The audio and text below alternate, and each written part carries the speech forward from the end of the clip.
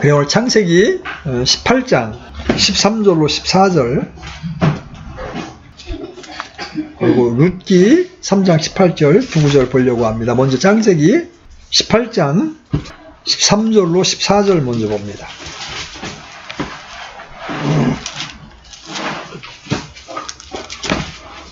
찾으셨으면 같이 읽겠습니다. 시작. 주께서 아브라함에게 이르시되 어찌하여 사라가 웃으며 이르기를 내가 늙었거늘 정말로 아이를 낳으리요 하느냐. 주에게 너무 어려운 일이 있느냐? 생명의 때를 따라 내가 정한 때에 내게 돌아오리니 사라에게 한 아들이 있으리라 하시니라. 자, 룻기 3장 18절 돌아보십시오. 룻기 3장 18절. 찾으셨으면 같이 읽습니다. 시작. 이에 그녀가 이르되 내 딸아 이 일이 어떻게 될지 내가 알 때까지 가만히 앉아 있으라. 그 사람이 이날 그 일을 끝마치기 전에는 안식하지 아니하리라 하시니라. 오늘은 믿음이란 하나님의 행하심을 보는 것이다. 그런 주제로 한번 말씀을 살펴보려고 합니다. 이제 우리가 믿음 그럴 때 가장 첫 번째로 이제 우리가 생각나는 게 뭐냐면 순종, 그죠? 행함. 내가 진짜 믿는다면 그 믿음의 대상인 하나님의 말씀을 순종하고 행하게 된다는 측면이 분명히 있습니다. 그것을 다루는 것이 바로 야고보서예요. 그렇죠? 근데 이제 믿음에는 또 다른 방면이 있는데 그것은 하나님께서 하신 약속을 행하시는 것을 우리가 잠잠히 기다리며 지켜보는 것이 믿음이라는 거예요. 오늘 우리가 두 구절을 읽었어요. 앞에 창세기의 말씀은 우리 믿음의 조상인 아브라함에게 하나님께서 도무지 나을 수 없는 형편에, 그죠? 아브라함은 남성의 기능을 상실했고 사라는 경수가 끊어진 인간의 능력으로는 도무지 아이를 가질 수 없는 그런 환경에 하여서 하나님께서 이제 네가 내 아들이 있을 것이다 이렇게 말씀하실 때 사라가 웃는 장면이 나오죠. 그러니까 하나님께서 뭐라고 말씀하세요? 내게 너무 어려운 일이 있느냐? 생명의 때를 따라 내가 정한 때에 내게 돌아오리니 사라에게 한 아들이 있으리라. 약속을 하신다. 나중에 아브라함과 사라는 이 하나님의 약속을 신뢰하고 기다린 결과로 아들을 얻게 됩니다. 그죠? 그 아들이 바로 이삭이죠. 우리는 또 룻기를 보았는데 이방 여인인 룻이 시어머니를 따라서 이제 베들레헴에 갑니다. 그때 시어머니가 며느리에게 이렇게 이야기합니다. 이 일이 어떻게 될지 내가 알 때까지 가만히 앉아 있으라. 그 사람이 이날 그 일을 마치기 전까지는 안식하지 아니하리라. 보아스라고 하는 이 친족이 그 일을 어떻게 끝낼지 가만히 앉아 있으라고 말합니다. 보아스는 예수 그리스도의 예표입니다. 그래서 우리의 믿음의 영역에는 하나님의 행하심을 잠잠히 기다리며 지켜보는 것을 포함하고 있다. 오늘 그쪽에다 초점을 맞춰서 우리가 말씀을 좀 나누려고 합니다. 특별히 오늘날 한국이 참 어지럽죠. 여러 가지 문제로, 이념의 문제로 해방 이후로 참 갈등이 심합니다. 그래서 많은 걱정도 있고 우려도 있습니다. 그러나 우리가 걱정한다고 우려한다고 해서 문제가 해결되지 않습니다. 아스팔트로 뛰어나간다고 해서 문제가 해결되지 않습니다. 신자들이 해야 될 것은 하나님의 도우심을 기억하고 그분께 이 나라의 안정을 위해서 기도하는 길뿐이고, 그리고 하나님께서 이 나라를 어떻게 이끌어 가시는지를 우리가 잠잠히 지켜볼 필요가 있는 거예요. 믿음에 의한 삶을 살기 위해 우리에게 필수적인 요소 중에 하나가 바로 하나님의 행하심을 보는 겁니다. 절대로 우리가 하나님보다 앞서 나아가서는 안 돼요. 많은 분들이 믿음에서 실패하는 이유가 뭐냐면 하나님보다 앞서 나갔습니다. 하나님이 시킨 적도 없는데 내 열심으로 내가 먼저 앞서가다가 많은 경우 좌절을 합니다. 여러분들이 첫 번째로 기억해야 될 것이 뭐냐면 하나님은 하나님께서 시작하신 일만 뒷받침하십니다. 우리는 믿음을 10m의 다이빙대에서 뛰어내리는 것에 비유할 수가 있습니다. 하나님께서는 우리에게 뛰어내리라고 말씀하십니다. 그런데 그 아래 수영장에는 물이 없습니다. 하나님은 우리가 뛰어내리면 물을 채워주시겠다고 말씀을 하시는 거예요. 우리는 어때요? 하나님 물을 채워주시면 뛰어내리겠습니다. 그러나 수영장에 이미 물이 가득 차 있다면 우리에게는 더 이상 믿음이 필요하지 않죠. 그렇죠? 조금의 담대함이 필요할지 몰라도 이미 보이는 것을 위해서는 우리의 믿음이 필요하지 않습니다. 믿음은 보이지 않는 것들의 실상입니다. 자, 그런데 어떤 사람이 10m 다이빙대에 딱 서서 하나님께 이렇게 말했다고 한번 가정을 해봅시다. 하나님, 제가 뛰어내리면 저는 하나님께서 물로 채워줄 줄로 믿습니다. 그리고 그는 힘차게 다이빙을 했습니다. 시멘트 바닥으로. 그러나 하나님의 계획과 의도는 전혀 물로 채우는 것이 아니었습니다. 만일 그런 일이 일어났다면 그 사람은 어떻게 되었겠습니까? 아마 머리가 깨지고 목이 부러져 죽었을 겁니다. 실제로 이와 비슷하게 소위 믿음으로 무모한 일을 시도했다가 하나님께서 뒷받침해 주시 않음으로 인하여 낭패를 본 사람들이 적지 않습니다. 그리고 그들은 자기들이 잘못했으면서도 일이 잘 안 되면 하나님을 원망하게 됩니다. 우리가 우리 임의대로 계획을 세워놓고 하나님께서 도와주시도록 하나님을 설득시키려고 노력하는 것은 옳은 일이 아니에요. 설령 아주 예외적으로 자기의 그러한 노력이 성공한다 할지라도 그것은 전혀 좋은 일이 아닙니다. 우리는 히스기야의 삶에서 그것을 볼 수가 있어요. 하나님께서는 히스기야 왕을 일찍 데려가려고 하셨죠? 그러자 히스기야는 더 살게 해달라고 하나님께 간절히 기도했습니다. 하나님께서는 그의 기도를 들으시고 그에게 15년의 수명을 연장해 주셨습니다. 그러나 우리는 그의 생명 연장이 결코 유다를 위해서 유익하지 않았던 것을 기억합니다. 먼저 바로 그 기간 동안에 유다를 가장 극악하게 타락시켰던 므낫세가 아들로 태어납니다. 그리고 그 기간 동안에 히스기야가 바벨론 왕 브로닥 발라딘의 사신에게 왕궁의 모든 보고를 보여주는 실수를 범하게 되죠. 이것이 나중에 바벨론이 유다를 침공하게 되는 계기가 됩니다. 하나님은 하나님께서 시작하신 일만 뒷받침해 주십니다. 이에 대한 좋은 예를 우리는 모세의 삶에서 볼 수가 있습니다. 모세는 그의 나이 40대 때 이스라엘 백성을 이집트에서 건져내려고 노력을 했습니다. 그 당시 그는 이집트의 왕자로서 큰 특권과 권력을 가지고 있었죠. 그리고 그는 그 모든 특권도 하나님을 위해서라면, 하나님의 일을 위해서라면 기꺼이 포기할 만큼 헌신적인 사람이었습니다. 그런데도 그러한 그의 계획은 수포로 돌아가고 말았습니다. 그는 사람만 죽이고 이집트 왕 파라오에게 쫓기는 신세가 되고 말았습니다. 다시 말하면 그 일에는 하나님의 뒷받침이 전혀 없었던 거예요. 왜냐하면 그 일은 하나님께서 시작하신 일이 아니었기 때문입니다. 반면에 40년 후에 모세는 이스라엘 백성들을 이집트에서 건져내시려고 다시 이집트로 갔습니다. 이번에 그는 과거에 그가 가지고 있던 권력이나 특권을 전혀 가지고 있지 않았습니다. 과거에 가지고 있던 지식이나 언변도 이제는 다 사라지고 없습니다.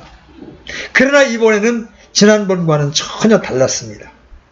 이번에는 하나님께서 당신의 모든 능력과 권능과 자원으로 모세를 뒷받침한 겁니다.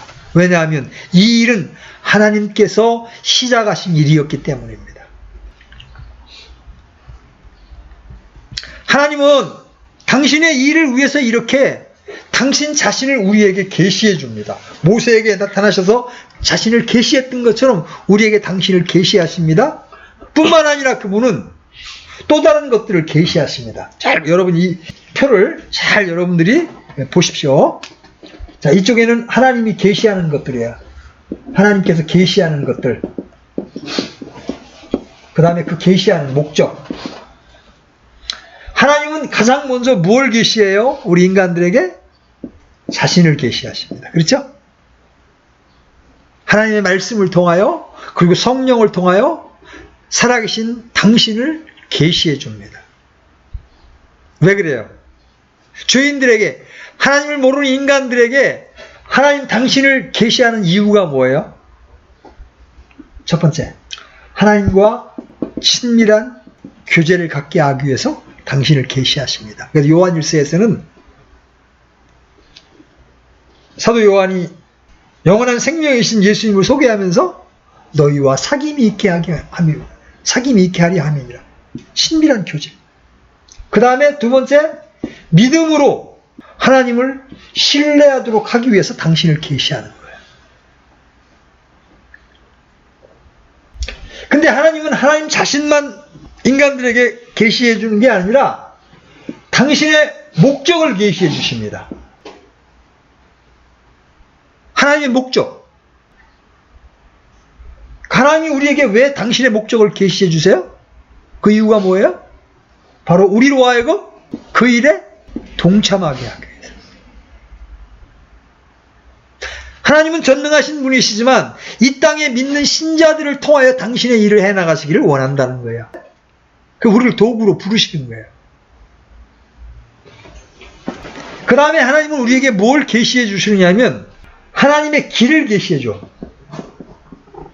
하나님의 목적을 이루는 방법을 계시해 줍니다. 왜? 그 이유가 뭐예요?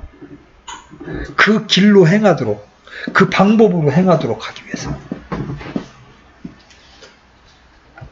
이것이 성경과 성령을 통하여 하나님이 우리에게 행하시는 일들이에요.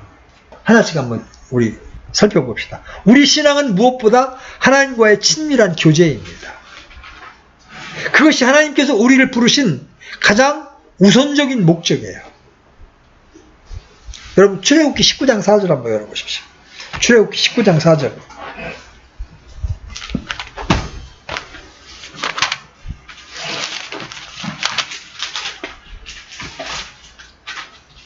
같이 읽습니다. 시작. 내가 이집트 사람들에게 행한 것과 또 내가 독수리 날개에 너희를 실어 내게로 데려온 것을 너희가 보았느니라. 그 다음 절 5절도 같이 읽습니다. 그러므로 이제 너희가 참으로 내 목소리에 순종하고 내 언약을 지키면 너희는 내게 모든 백성들보다 뛰어난 특별한 보물이 되리니 이는 온 땅이 내 것이기 때문이라.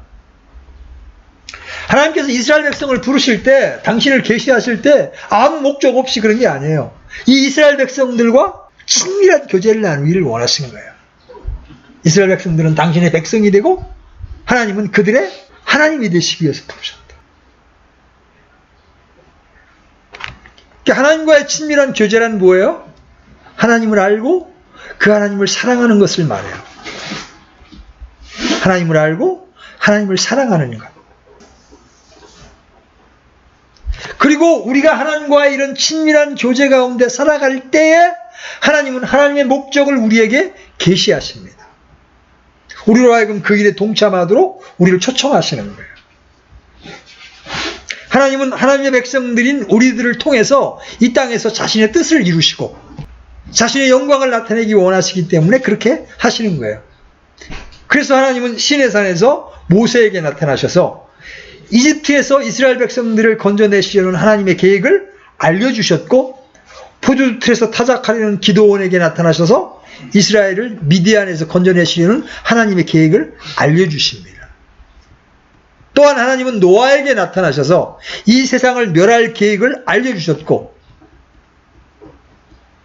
예수님에게 베데스다 연못가에 나타나셔서 38년 된 병자를 고치려는 계획을 알려주셨습니다.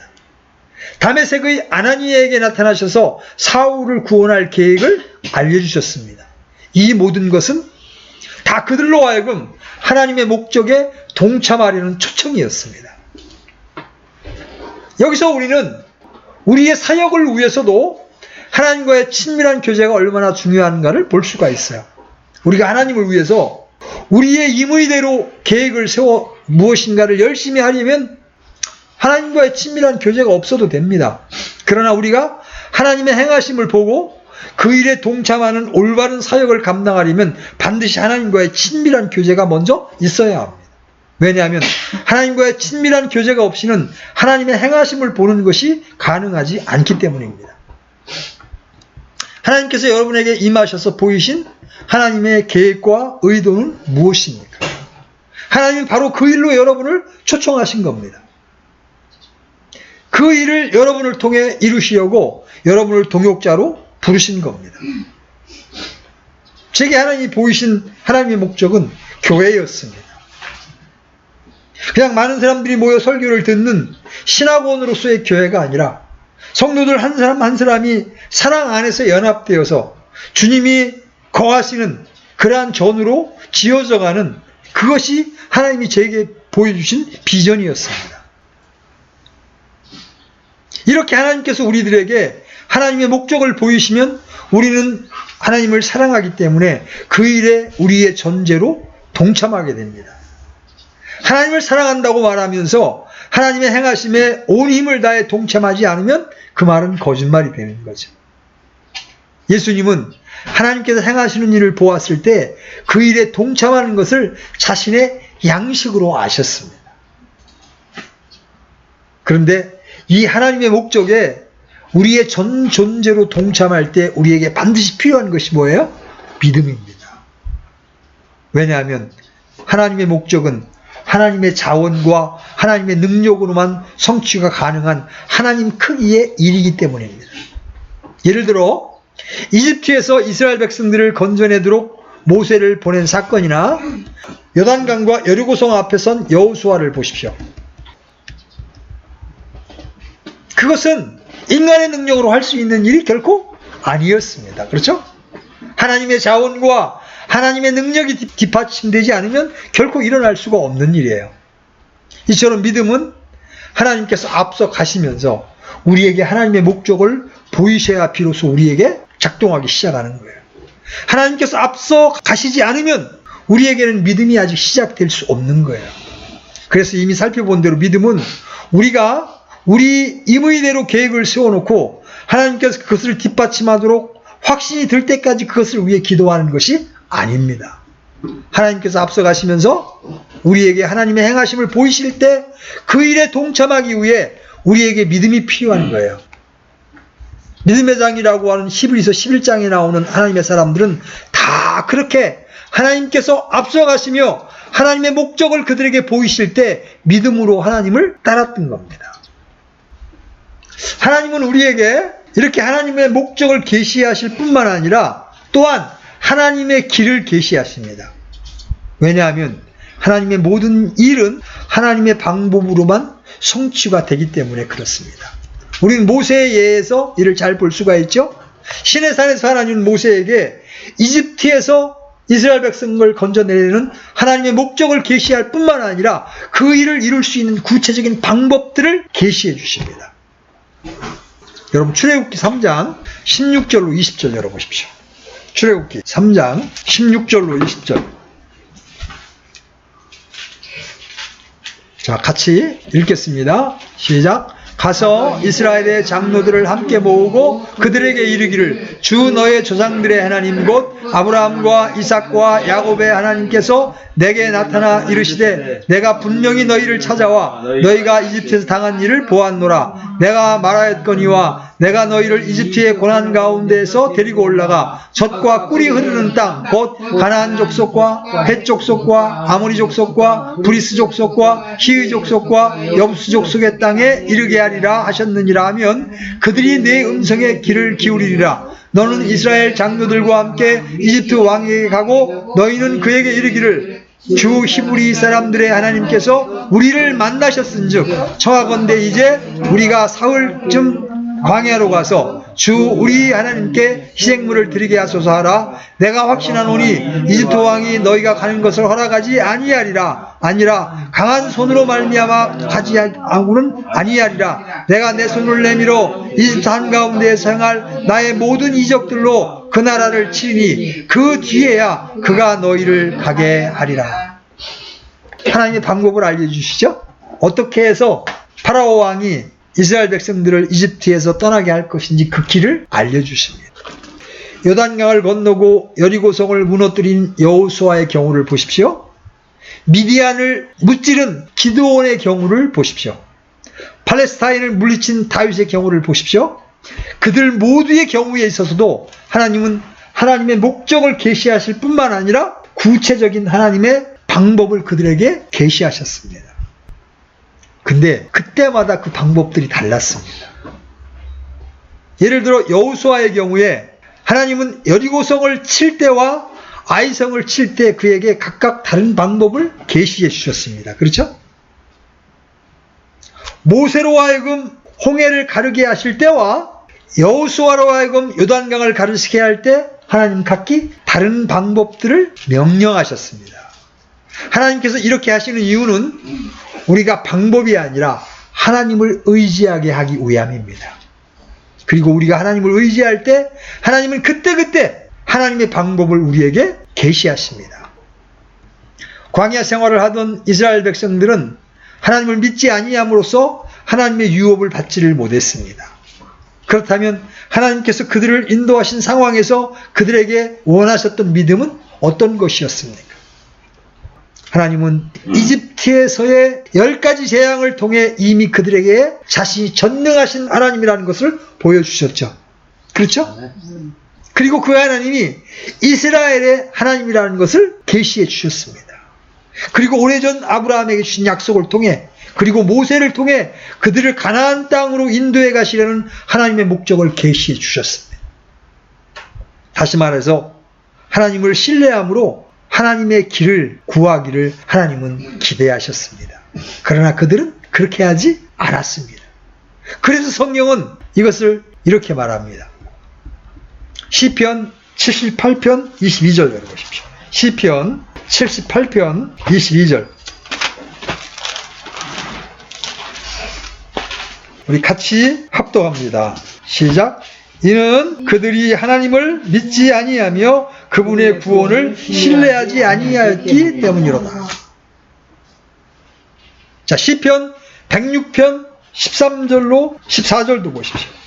자, 찾으셨으면 같이 읽습니다. 시작. 그러나 그들은 그분께서 행하신 일들을 곧 잊어버리고 그분의 계획을 기다리지 아니하며 광야에서 크게 탐욕을 부리고 사막에서 하나님을 시험하였도다.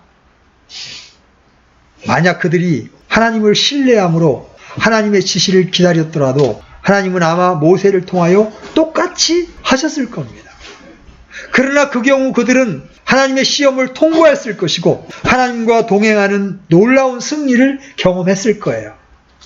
그리고 가나안 땅에 훨씬 빨리 들어갔을 것입니다. 그러나 이스라엘 백성들은 그렇게 하지 않았어요. 하나님을 믿지 않았습니다.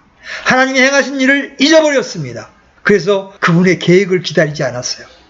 때가 되면 하나님이 고기를 먹게 하실 것이고 때가 되면 하나님이 물을 내주실 거지만 그 때를 참지 못했습니다. 하나님의 이 방법을 기다리지 못하고 원망하고 불평했습니다. 그래서 결국 그들은 가나안 땅에 안식의 땅에 들어가지를 못했습니다.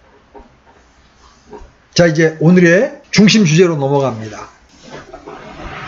개인과 교회가 이러한 믿음의 삶을 살려면 하나님의 행하심을 분별하는 법을 반드시 배워야 합니다. 하나님의 행하심을 보지 못하면 믿음에 의한 삶을 사는 것이 가능하지 않기 때문에 그렇습니다. 하나님의 음성을 듣는 것이 필수적입니다. 하나님의 행하심을 분별하는 것은 하나님의 음성을 듣는 것과도 밀접한 관계를 가지고 있습니다. 하나님은 오늘날도 다양한 방법을 통해서 하나님의 백성들에게 말씀하십니다. 하나님 자신과 하나님의 목적과 하나님의 방법을 계시하십니다. 여러분, 이 말씀을 오해하지 마십시오. 은사주의자들처럼 막 엉뚱한 꿈이나 환상을 통해서 이런 것들을 계시한다는 게 아니에요. 하나님은 성경에 나와 있는 말씀을 통하여 자신의 성품과 목적과 길들을 조명해 주신다는 이야기예요. 하나님께서 가장 많이 말씀하시는 통로 중에 하나가 성경이에요. 물론 하나님은 기도나 환경 등 그 외에도 다양한 방법을 통해서 하나님의 목적과 의도를 우리에게 알리십니다. 그래서 믿음에 의한 삶을 살기 위해서 하나님의 백성들은 반드시 하나님의 음성을 들을 수 있어야 합니다. 제가 여기서 말하는 하나님의 음성을 듣는 것은 단순히 어떤 감동을 받는 것만을 말하는 것이 아니에요. 하나님께서 성경을 통해서 우리에게 깨닫게 하시고 보이신 일, 그리고 다른 여러 사람들에게 말씀하시고 보이신 일, 그리고 우리 주위에서 일어나고 있는 일 등 다양한 통로를 통해서 하나님께서 행하시고 계신 일들을 우리에게 보이시는 것들을 분별하는 것을 말하는 겁니다. 당연히 하나님의 음성을 듣는 데 있어서 필수적인 것은 분별이에요. 우리가 나름대로 이런저런 감동을 받는다고 해서 올바로 분별하지 못하면 전혀 엉뚱한 결론에 도달할 것이기 때문입니다. 그러면 우리는 하나님과의 친밀한 교제를 통해서, 그리고 하나님의 음성을 분별하는 데 있어 자라나는 것을 통해서 올바로 분별하는 자리에 이르러야 합니다. 그래서 개인뿐만 아니라 교회가 하나님의 음성을 들어야 합니다. 또 하나님의 음성을 듣는 법을 반드시 배워야 합니다. 하나님께서 이 세상에서 일하시는 주된 단위는 그리스도의 몸인 교회입니다. 그리고 각 개인은 그리스도의 몸의 지체입니다. 초대교회 때는 교회가 하나님의 음성을 듣고 그것을 분별하며 그 일에 순종하는 구조가 교회 안에 잘 갖추어져 있었습니다. 예루살렘 교회가 그랬죠? 안디옥 교회가 그랬습니다. 사도행전에 나오는 안디옥 교회를 보십시오. 사도행전 13장에 보면 이런 말씀이 나와요. 이제 안디옥에 있던 교회에 어떤 대언자들과 교사들이 있었으니 곧 바나바와 니게르라고 하는 시므온과 구레네의 투기오와 사분 영주 헤롯과 함께 양육받은 마나엔과 사울이더라. 그들이 주를 섬기며 금식할 때에 성령님께서 이르시되 내가 바나바와 사울을 불러서 시킨 일을 위해 그들을 내게로 구별하라 하시니 그들이 금식하며 기도하고 그들에게 안수한 뒤 그들을 내보내니라. 여기서 그들이라는 말은 교회를 가리킵니다. 이렇게 볼 때 안디옥 교회는 지도자들이 하나님의 음성을 들었을 뿐만 아니라 교회 전체가 그 음성을 분별했습니다. 그리고 자신들의 전 존재로 하나님의 행하심에 동참했습니다. 만약에 그들이 하나님의 음성을 들을 수 없었다면 바나바와 바울이 선교사로 떠나는 것을 피켓을 들고 말렸을 겁니다. 아니, 우리 중에 성경을 아는 건 두 분뿐인데 당신들이 선교를 떠나면 우리 교회는 어떡하라는 말입니까? 그러고 반대했을 거야. 근데 그들은 하나님의 음성을 들을 수 있는 분별력이 있었습니다. 하나님께서 바나바와 바울을 선교사로 보낼 것을 파악한 거예요. 그래서 가장 중요한 인물인 바나바와 바울을 하나님의 인도에 따라 내어준 거예요. 이건 결코 쉬운 일이 아닙니다. 그러나 안티옥 교회가 이렇게 하나님의 행하심을 보고 전 존재로 동참했을 때 초대교회 당시 세계 복음화가 하나님의 능력으로 이루어지게 된 거예요. 교회가 구체적으로 하나님의 음성을 듣고 바울과 바나바를 보냈기 때문에 성경은 성령에 의해 보내심을 받았다고 말하고 있는 겁니다. 우리는 종종 우리의 계획대로 일을 추진하면서도 교회가 기도해서 파송하면 그것이 곧 성령이 보내신 것이라고 생각하는 경향이 있습니다. 이 일이 하나님께서 구체적으로 시작하신 일이었기 때문에 하나님은 곧바로 하나님의 모든 능력과 자원으로 바울과 바나바를 뒷받침하시기 시작하셨습니다. 우리는 그들을 통한 놀라운 하나님의 역사들과 열매들을 볼 때 그들이 대단한 사람들이라고 생각하는 경향이 있어요. 야, 바울 진짜 대단한 사람이다. 야, 바나바 진짜 대단한 사람이다. 그러나 그 모든 일들은 성령님께서 그들을 통하여 이루신 일입니다. 하나님께서 안티옥 교회에게 하나님의 행하심을 보이시고 안티옥 교회가 그것을 분별하여 온 힘으로 동참했을 때 하나님께서 하나님의 능력으로 이루신 일입니다. 이렇게 하나님의 음성을 듣는 일은 우리에게 믿음과 확신을 줍니다. 우리가 믿음으로 주님을 따라가기 위해 하나님의 행하심을 보는 것은 필수입니다. 그리고 우리가 하나님의 행하심을 보는 데 있어서 하나님의 음성을 듣는 것도 필수입니다. 왜 그래요? 로마서 10장 17절에 그런즉 이와 같이 믿음은 들음에 의해 오며 들음은 하나님의 말씀에 의해 오느니라. 여러분이 어떤 말씀을 읽고 있는데 그 말씀이 강력하게 여러분의 마음을 때리면서 여러분에게 믿음을 줄 때 그것은 여러분에게 말씀하시는 하나님의 음성이 되는 겁니다. 자, 여기서 이제 까다로운 주제 하나를 언급하고 말씀을 마무리 지으려고 합니다. 만약에 하나님께서 앞서가시지 않으면 그러면 그때는 어떻게 해야 합니까? 교회나 개인 앞에 선명하고 또렷하게 하나님께서 가시는 길을 보여주지 않을 때는 어떻게 해야 하는 겁니까? 그때 우리가 해야 되는 것은 하나님과의 친밀함 가운데 거해야 합니다. 하나님께서 앞서가지 않을 때에 당연히 우리는 하나님과의 친밀한 교제 가운데로 들어가야 합니다. 하나님을 알고 사랑하는 것은 막연한 것이 아닙니다. 그것은 우리 신앙의 가장 중요한 핵심이요, 하나님께서 우리를 부르신 가장 중요한 목적입니다. 하나님의 훌륭한 사람들은 하나님을 알고 찾고 하나님과 교제하는 것을 그들 인생의 유일한 목표로 삼았습니다. 하나님과의 교제 자체가 그들의 모든 것이었다고 해도 과언이 아닙니다. 사실 그것이 올바른 신앙이에요. 또한 하나님과의 친밀한 교제는 우리에게 있어 가장 큰 특권이요, 우리에게 가장 큰 기쁨과 만족을 주기도 합니다. 소위 하나님의 큰 일에 쓰임받기 위해 하나님을 찾는 것은 진정으로 하나님을 사랑하는 게 아니에요. 하나님께서는 누구든지 자기 생명을 구원하려는 자는 그것을 잃을 것이요, 누구든지 나로 인해 자기 생명을 잃으려 하는 자는 그것을 찾으리라고 말씀하셨습니다. 이건 아주 중요한 말씀이에요. 어떤 사람들은 하나님의 얼굴을 구하고 하나님과의 친밀한 교제를 구하면서도 결국 그렇게 하면 자신이 하나님께 귀하게 쓰임받게 되거나 교회가 아름답게 세워지거나 혹은 자신의 문제가 해결되고 기도가 응답될 것이라고 생각을 합니다. 그것은 하나님을 진실되게 사랑하는 것이 아닙니다. 그러한 사람은 아직도 자기 목숨을 얻고자 하는 사람이에요. 그렇기 때문에 그러한 사람은 아무것도 얻을 수가 없는 겁니다. 하나님을 진실로 사랑하고 하나님만을 원하는 사람은 그리하지 아니하실지라도, 이렇게 말하는 사람들이에요. 그들은 하나님께서 전혀 자신을 쓰시지 않는다 할지라도, 교회가 전혀 성장하지 않는다 할지라도, 자기의 바라는 바가 전혀 이루어지지 않는다 할지라도 하나님 한 분이면 충분한 자들입니다. 그것이 진정으로 하나님만이 그 삶 속에 유일한 목적이 되는 거예요.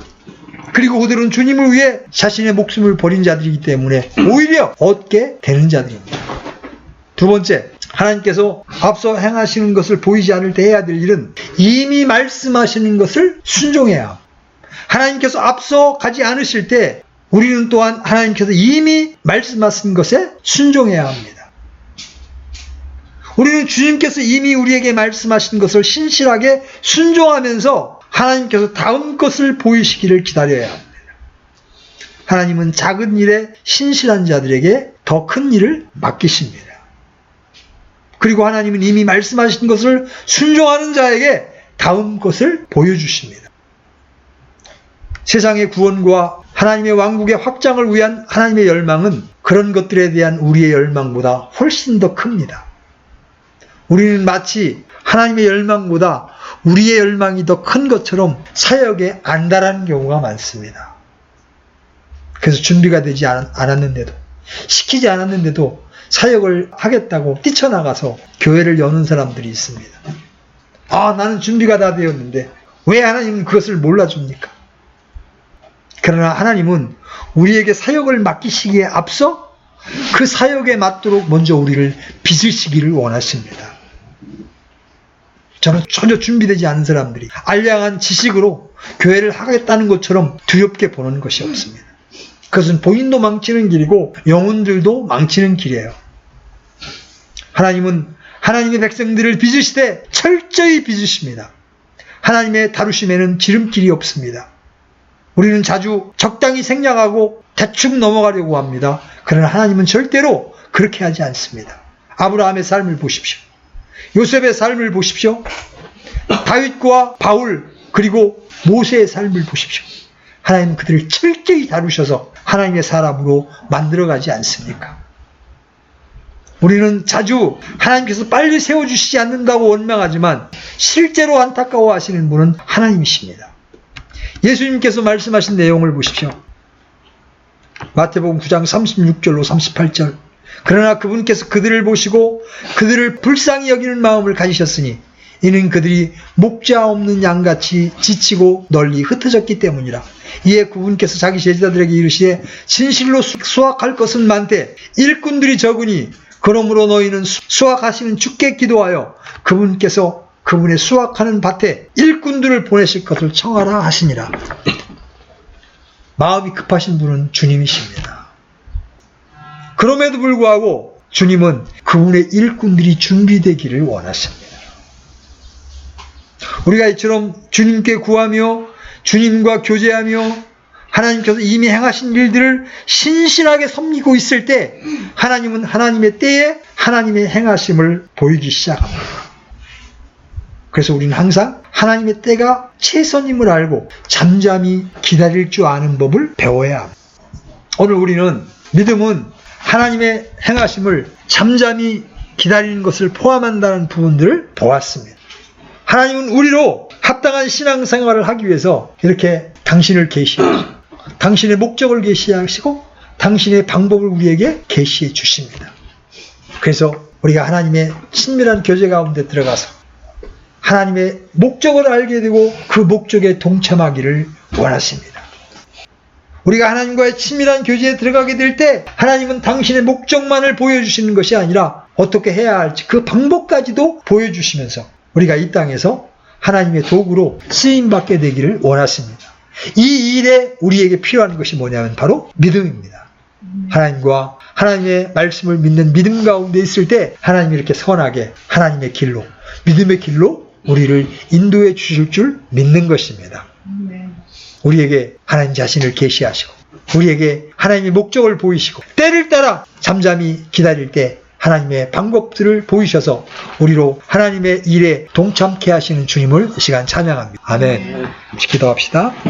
하나님 아버지, 오늘도 말씀을 통해서 믿음의 또 다른 방면들을 볼 수 있게 해주시니 감사합니다. 우리가 다만 하나님의 말씀을 행함으로 믿음을 입증할 뿐만 아니라 하나님께서 우리에게 약속하신 것들이 어떻게 성취되는지 잠잠하게 기다리면서 하나님의 약속들을 붙들 수 있는 그런 믿음의 사람들로 살아가도록 우리를 오늘도 격려해 주시니 감사합니다.